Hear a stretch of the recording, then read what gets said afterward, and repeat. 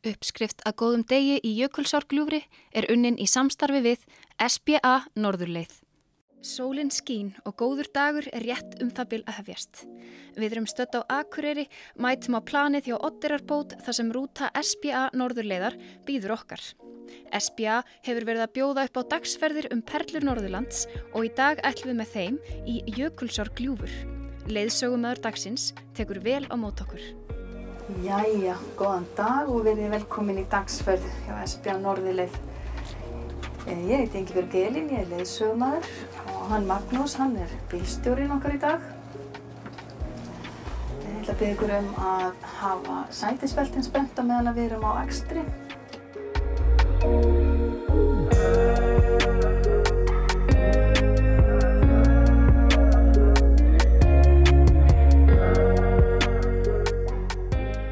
Þó að gljúfrið sé áfangastaðurinn má ekki gleyma að ferðalagið þangað líka ævintýri. Ferðalagið hluti af Demantshringnum en hann telur Goðafoss, náttúruperluna Mývatn, Dettifoss, Ásbyrgi og Húsavík og auðvitað allt þar á milli. Rútan rúmgóð og útsýnið úr henni stórkostlegt, enda erum við afskaplega heppin með veður í dag. Hérna til hægri sjáum við mjög skýrt dæmi berghlaup. Sjáum við hólana hérna, sjáum við klettana í fjallinu og það auðvelt að ímynda sér að allt þetta efni sem í hólunum að það var þarna upp í fjallshlíðinni við lok ísaldar. En þegar að jöklarnir voru að bráðna við lok ísaldar fyrir 10–12.000 árum á töpuðu fjöllum stuðningum sem þeir höfðu og heilu fjallshlíðarnar sprungu fram og mynduðu svona berghlaup eins og við sjáum hérna. Og önnur dæmi sambærileg berghlaup til dæmis í Öxnadal við hraun og hraundrángana.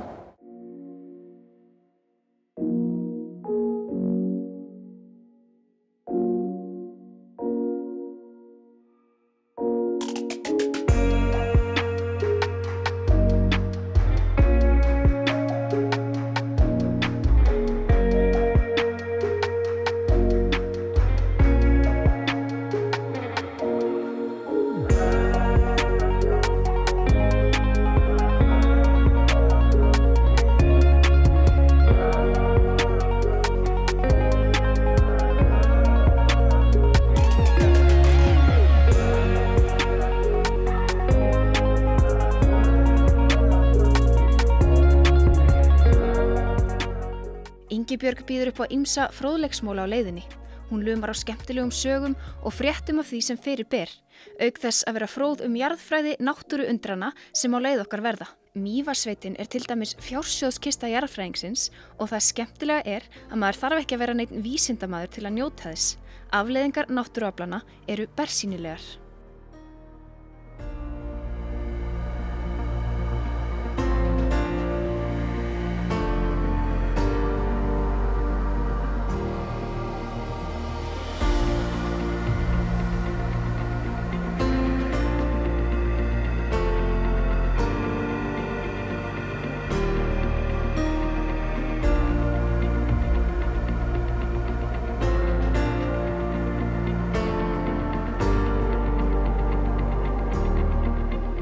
Ingibjörg segir okkur til dæmis frá gígunum við Skútustaði.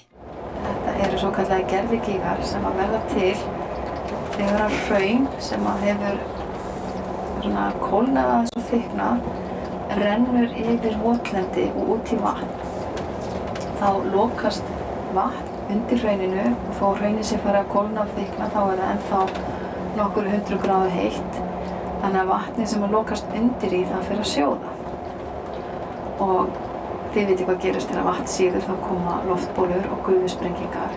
Og það akkurat það sem formaði þessa svokölluðu gervigíga. Gríðarlega loftbólur og gufusprengingar sem komu upp á yfirborðið á hrauni sem var að storkna. Þið sjáu þessa gíga hérna núna til vinstri.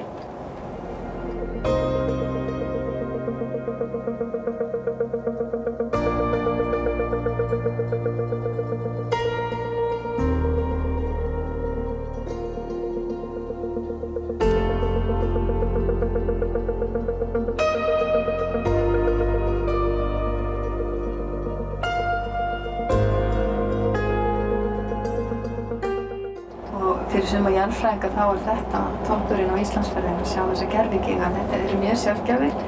Þeir finnast á Íslandi, hérna í Mjósey til dæmis og á Mars.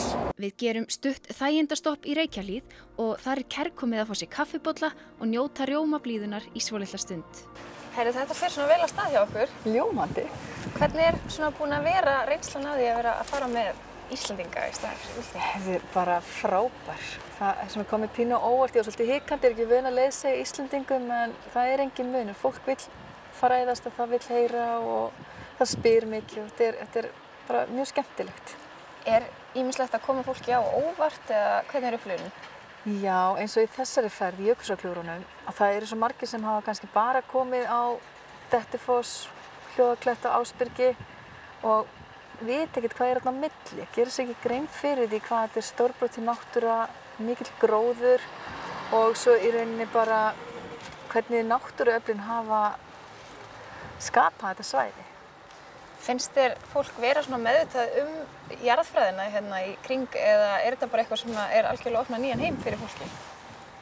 Fyrir marga er jarðfræðin svolítið nýtt. Það er sérstaklega eldra fólk, það lærði ekki jarðfræði í grunnskóla og það er mjög áhugasamt og hefur mjög gaman af þessu.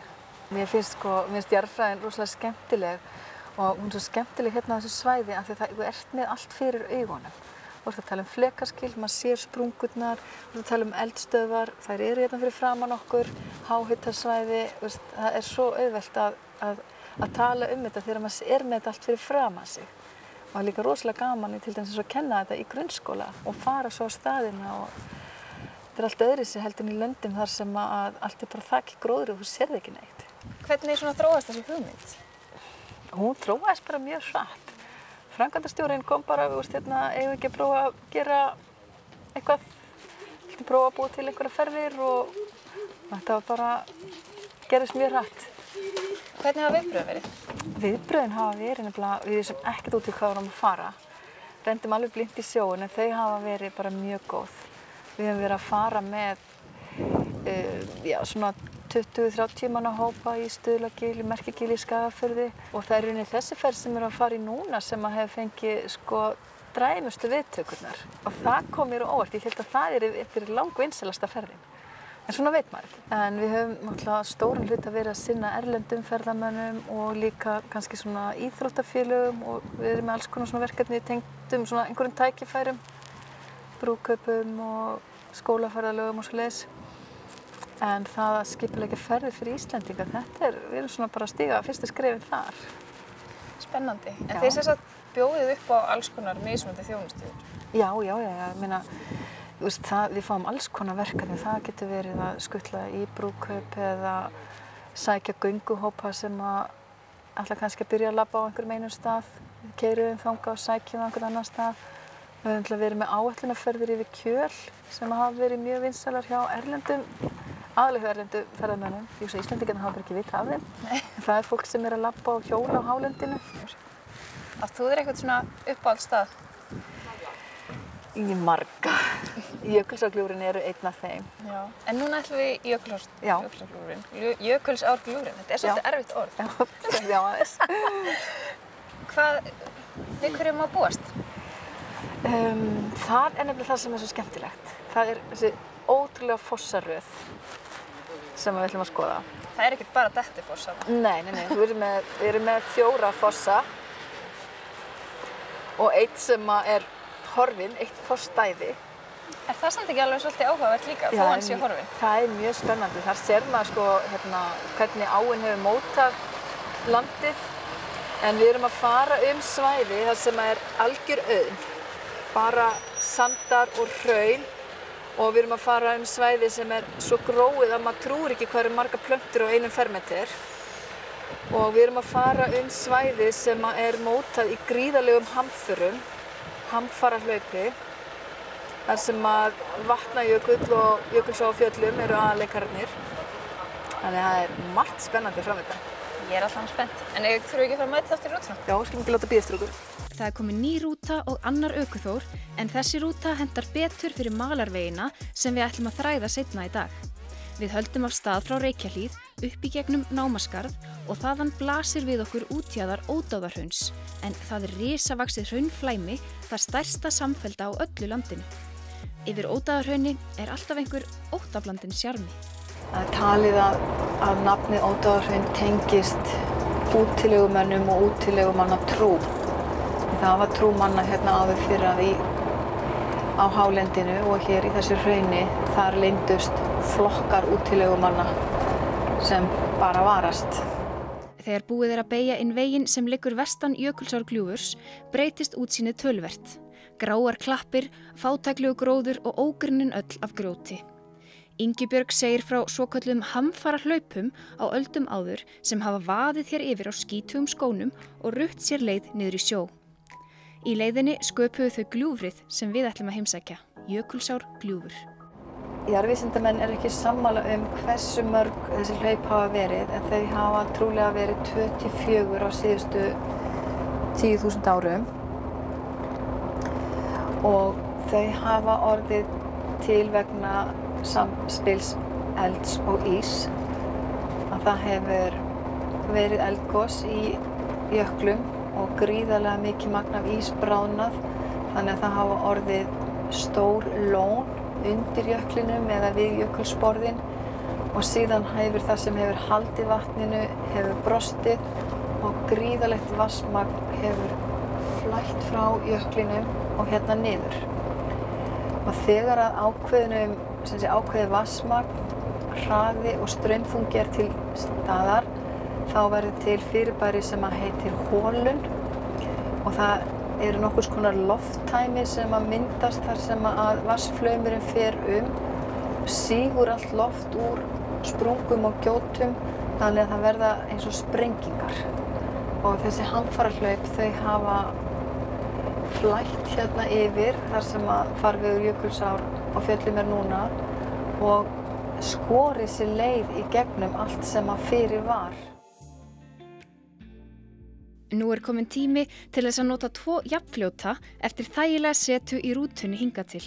Við göngum niður stíginn að Dettifossi en við byrjum á því að heimsækja Selfoss sem er aðeins fyrir ofan.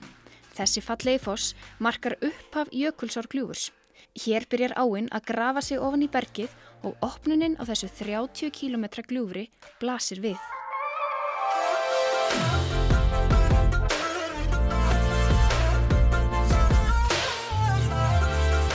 Á leiðinni frá Selfossi að Dettifossi rekumst við á fallegt fjólublátt blóm, eirarósina. Hún er landnemi frá Ameríku og Íslandi og finnst hvergi annar staðar í Evrópu. En það er fleira hér á svæðinu sem er einstakt í Evrópu. Drunurnar frá Dettifossi heyrast vel héðan en þessi aflsmesti foss heimsálfunnar veltir 220 rúmmetrum af vatni á hverju einustu mínútu. Við hittum hann á góðri stundu. Í samvinnu við sólargeisla skapar hann bjartan og fallegan regnboga í dag.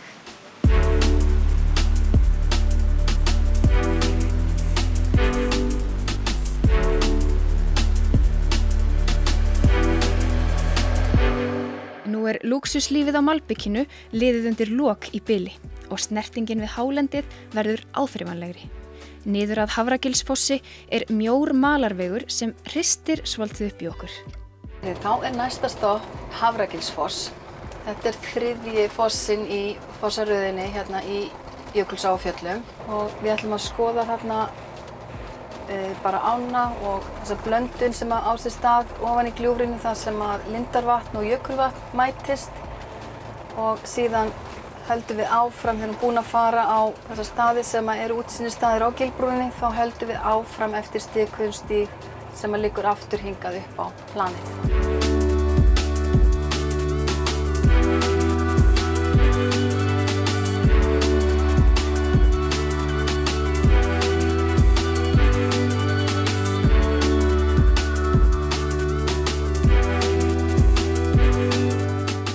Hérna er einn af mínum uppáhaldsstöðum. Mér finnst svo fallegt að sjá hérna Hafragilsfoss og gljúfrið, allt þetta jökulvatn. Og svo kemur lindvatn tært hérna undan klöppunum og það er svo gaman að sjá þetta litarsamspil þar sem að jökulvatnið og bergvatnið er að berjast yfirráðin.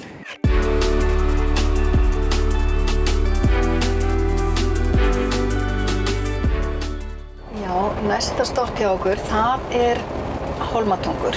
Þar stæði við lítið fell sem heitir Þórunnarfell og þar ætlum við að stoppa og fá okkur nesti og græja okkur fyrir gönguna. Þaðan göngum við niður Hólmatungur niður í Hljóðakletta. Þetta svona milli 8 og 10 kílómetra aðeins eftir hvaða útidúra við tökum á leiðinni. Við ætlum ekki að fara þetta á nýju Íslandsmeti. Við höldum kannski ágætlega áfram en við ætlum samt að gefa okkur góðan tíma til þess að stoppa og taka myndir og njóta. Það er ótrúlega margt að skoða á leiðinni.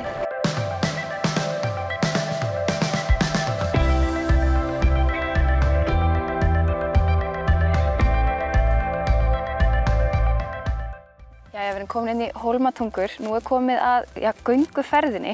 Við ætlum að labba niður í Vesturdal það bil 9 kílómetra niður í meðfram Jökulsárgljúfri. Nú gengur ekki lengur að vera í svona strigaskóm. Það er alveg ótækt og ég fekk líka upplýsingar að það veri betra að vera í svona almennilegum sokkum sko.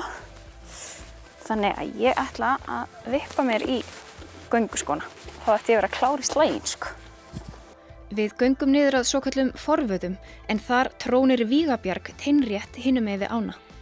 Grettir Ásmundarsson átti skjól í þessu bjargi stundarsakir í útlegð sinni. Hér átti hann meðal annars í erjum við skessu nokkra og bændur úr héraðinu. Alltaf jafn vinsæll hann Grettir. Hér má sjá nokkuð forvitnilegt en horni fossinn Vígabjargsfoss fjarri góðu gamni.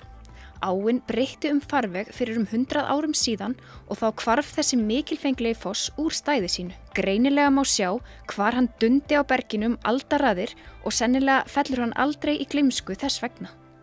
Ingibjörg sýnir okkur mynd sem listamaðurinn Helgi á Hafurstöðum málaði árið 1906 á vegg á húsinu sínu af þessum horfna fossi.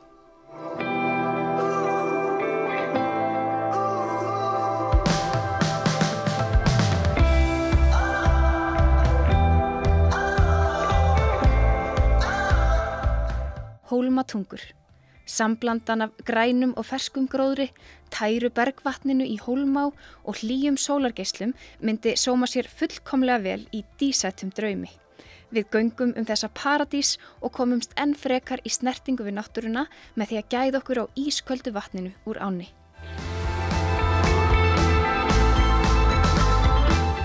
Hólmárfossar mikilfenglegir. Kristaltært vatnið gusast hér niður skógi vaxna hlíðina og sameinast gruggugu jökulvatninu niður í gljúfrinu. Með okkur í för í dag vaskur hópur af konum. Það reyndar bara tilviljun að enginn karlmaður hafi skráð sig. Þeir hafa ekki látið sig vanta í aðrar ferðir, segir Ingibjörg. Það eflaust hægt að njóta þess að ganga gljúfrið aleinn með sjálfum sér en það líka dásamlegt að upplifa þetta í góðum hópi. Áfram haldið göngunni norður á leið gljúfrið. Nú göngum við fram hjá Stallá sem önnur kristaltær bergvatsá. Hún liggur meðfram klettavegg sem býður upp á hvert stuðlabergslistaverkið á fætur öðru. Vatnið í ánni svo tært að stuðlarnir sem hafa hrunið úr veggnum sjást vel á árbotninum. Já, nú komið að því að maður þarf að komast vist yfir þessa á. Það engin brú, það engin þyrla. Við eigum að vaða.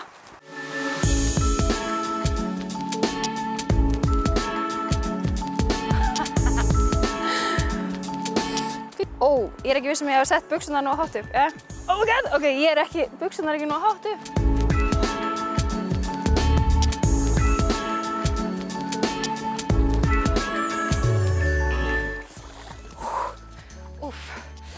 Ok, þetta alveg svolítið kalt, ég viðurkenni það.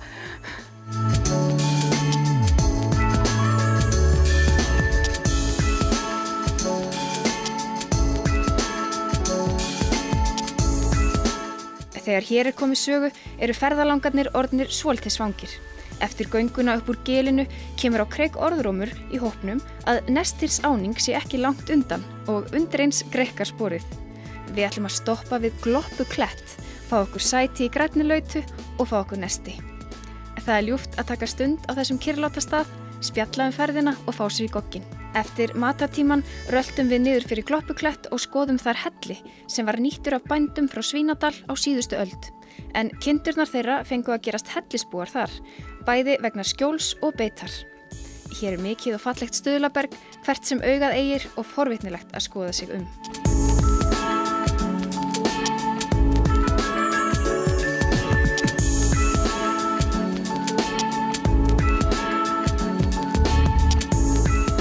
En hérna sem sé Kallbjörg, þannig að ein dóttir úr Svínadal, hún giftist hérna yfir ána ungu manni sem var frá Hafurstöðum og þau byggja býlið Bjarmaland og hérna er gljúfrið tiltölulega þröngt.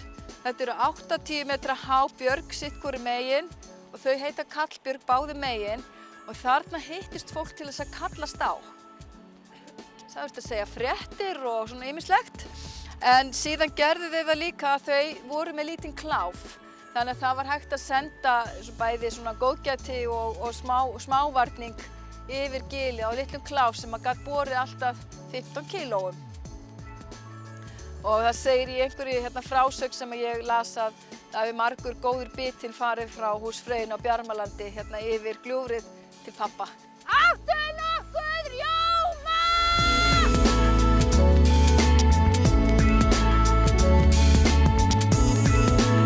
Víða eru ævintýralegar bergmyndanir í gljúfrinu og eflaust væri hægt að skrifa margar sögur í samráði við ímyndunaraflið tröll og hulda heima. Við komum einmitt núna að 2 forvitnilegum klettadröngum og hér er aldeilis saga á reiðum höndum hjá Ingibjörgu. Hér sjáum við karl og kerlingu og það í mínum huga er engin vafi að kerlingin er hérna fyrir framan. Við sjáum hana með svona skýluklút, karlinn er hérna fyrir á bakvið með smá skegg og handan við ána er heimilið þeirra, tröllahellir og sagan segir að þau hafi verið á einhverju útstáelsi, mögulega einhverjum gleðskap og þegar þau komu að ánni þá voru þau bara einfaldlega þreytt til þess að fara yfir og ákveða að hvíla sig stund en þá kom sólin upp og þarna dagaði þau uppi. Jæja, það var þessi ganga að lokum liðin og við erum komin í Vesturdal. Sólin er aðeins lægra lofti heldur en þegar við fórum á stað en þetta er búin að vera dásamleg ganga. Ég viðurkenni að ég er alveg svolítið fegin að sjá rútuna. Í Vesturdalnum er hægt að halda áfram í Hljóðakletta, Rauðhóla eða jafnvel alla leið niður í Ásbyrgi fyrir göngugarpa með meirapróf. Okkar ævintýri í þjóðgarðinum lýkur þó hérna í dag. Hópurinn er rjóður og sællegur og ljóst er að þessum degi verður ekki gleymt í bráð. Ég lenda spjalli við hana Ólöfu sem er komin að sunnan til þess að koma með í þessa ferð. Ólöf, hefurðu komið hingað áður? Ég hef grunum að ég hafa komið hingað fyrir svona kannski 43 árum. Og er þetta alveg eins og þú manst eftir því? Ég man eftir fossum, en ég man ekkert hvernig þeir voru. En ég man að það var ofboðslega fallegt hérna. Og hvernig finnst þið búið að vera í dag? Þetta er búið að vera yndislegt, gjörsamlega hver einasta mínúta. Hvað stendur upp úr? Er eitthvað stendur upp úr?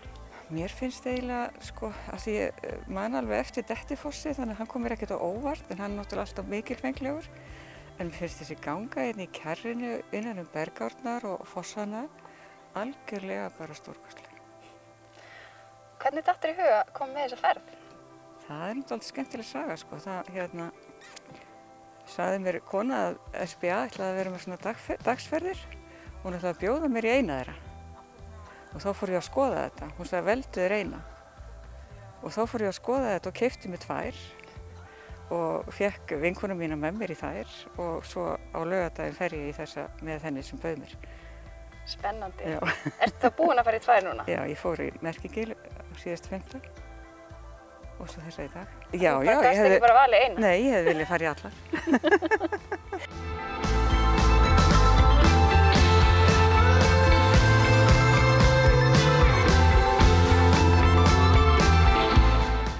Við ætlum að keyra norðurleiðina heim og loka Demantshringnum.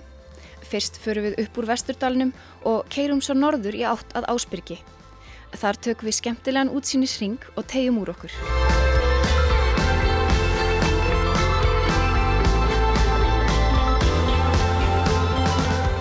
Þessi eru hamraveggir hérna, þeir eru svona alveg upp í 100 metra háir. Þeir eru hæstir innst, svo lækkar þetta eftir því sem að dregur nær hafi.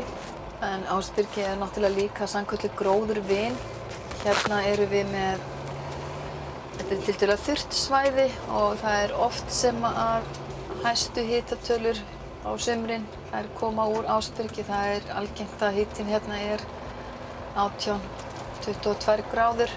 Ingibjörg segir okkur frá náttúruöflunum sem sköpuðu staðinn.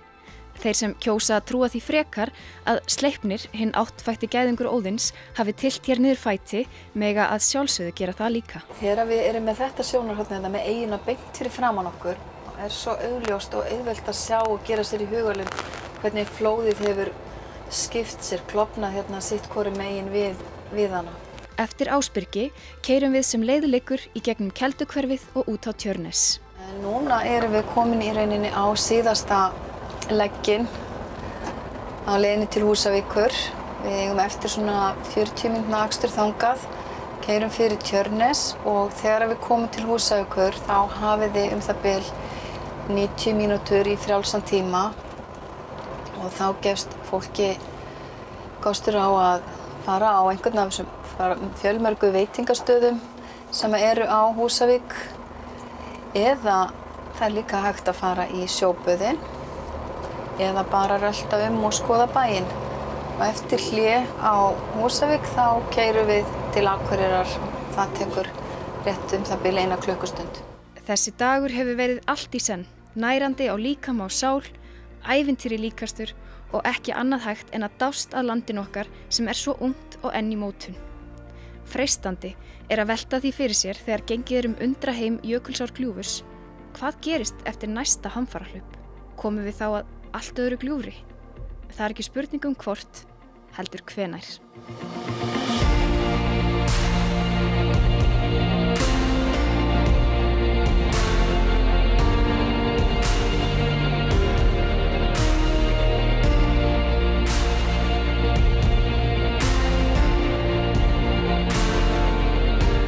Uppskrift að góðum degi í Jökulsárgljúfri er unnin í samstarfi við SBA Norðurleið.